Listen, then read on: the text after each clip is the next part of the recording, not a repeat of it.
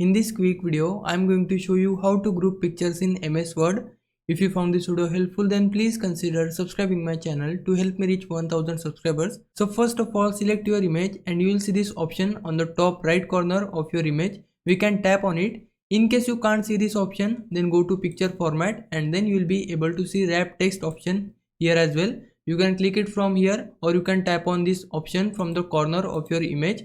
Once you tap on it, then select any of the option from with text wrapping except inline with text. So we need to select any of the option from here. So I'm just going with top and bottom.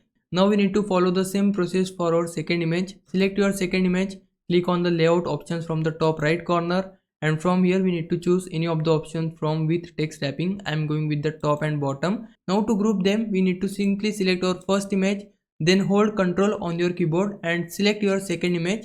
Once you select both of them, right click on any of the image and now hover your mouse over group and now click on group and both of your images will be grouped together. Now if you move any image, then both of the images will move together. So this is the process and you can simply adjust the corner size and everything together. Now if I was a big help, can you like this video and subscribe my channel. For now, thanks for watching. Bye bye.